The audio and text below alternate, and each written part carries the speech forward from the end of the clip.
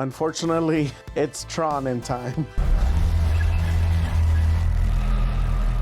So much talk of AI and big tech today.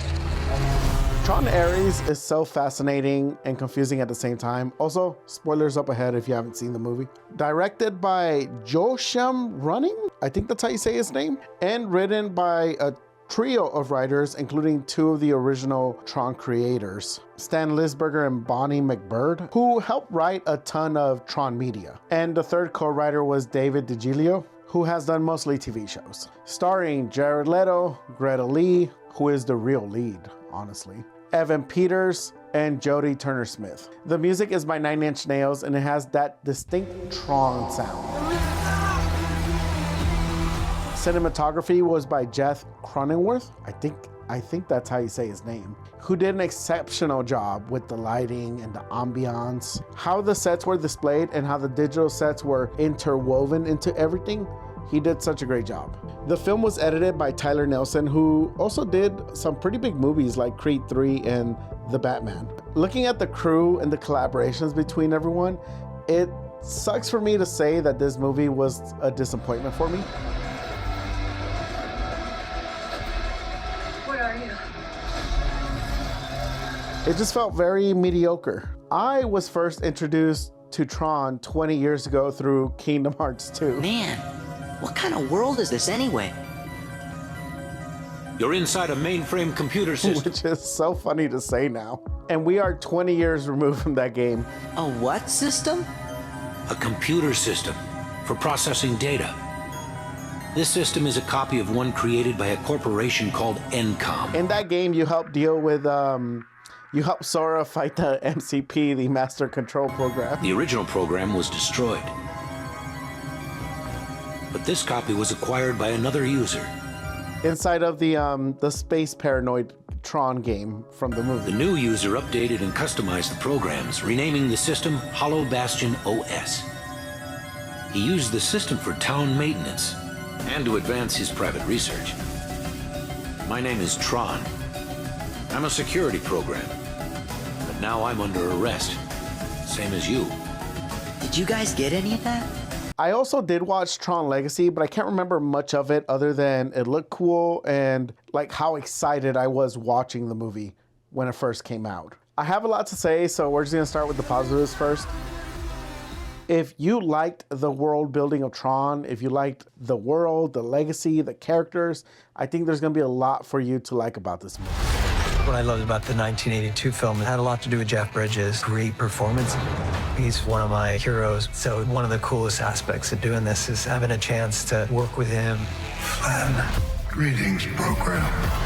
Classic. The set design, the lighting, the camera play were all really fun to watch in this movie. I also really liked the design of all the digital vehicles, like the vehicles that come from the Tron world into the real world. Their design and how, once again, they're lit up and how they're operated was all really cool.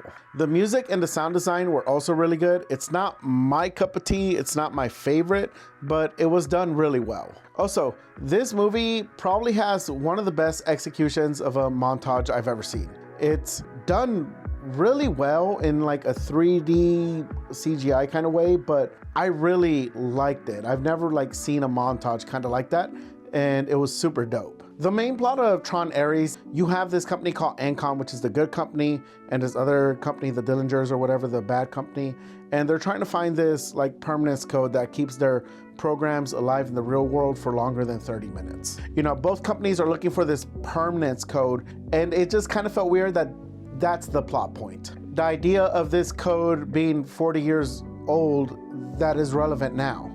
It's just a hard plot point for me to get behind. And in this movie, there's so much talk about codes and what codes do and what codes are going on that we don't actually see many people coding or talk about what it means to code, what coding does to computers, to PCs, networking.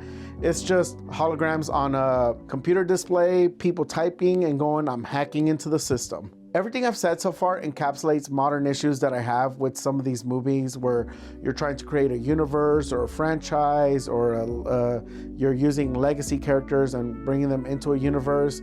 Basically, are trying to fill your movie in with these legacy characters while introducing new characters that are responsible for taking the franchise forward, but not investing enough into these new characters. I feel like this movie should have been smaller in scope. This movie is too ambitious. And I really wish this movie was more fun because it had some great ideas and concepts that I really liked. Ares is a program who teams up with Greta Lee's Eve Kim's character, and really Eve Kim should have been the main character of this movie. She has so much more screen time than the trailers let on. But Ares is so robotic and monotone, it makes it hard to like him. What does it mean to be alive?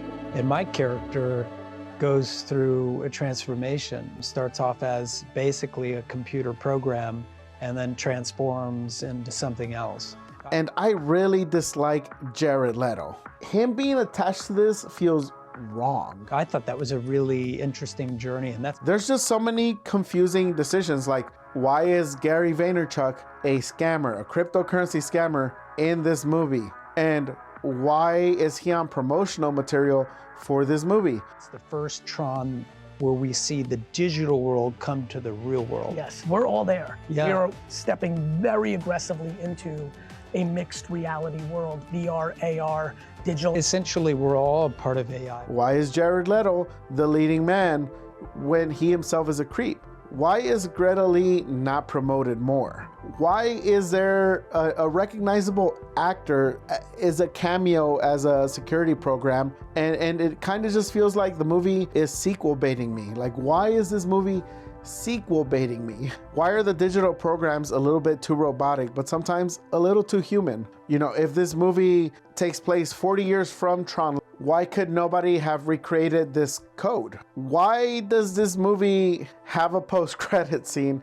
And why does this movie ask the question if it's okay to use AI to bring back dead loved ones? Like, it makes you feel like the Tron movies do not want to give up Jeff Bridges and are just trying as hard as possible to just keep him in this movie because he seems to be the only thing kind of connecting them. There is one scene that made me like belly laugh, and that's when Greta Lee's character Eve Kim is being chased by Ares and another security program, and they're in a parking garage, and you know their tech is so futuristic and they got all these crazy vehicles and they can do all these cool things and they feel no remorse. They're just running in circles in this parking garage, and it just makes me laugh so much because the program just running in a circle up a parking garage, that being the fastest approach, to me, it just made me laugh, and it got a really good laugh out of me and the people behind me. It wasn't intentionally funny, but it was unintentionally funny. And as the credits are rolling, all I'm thinking about when I'm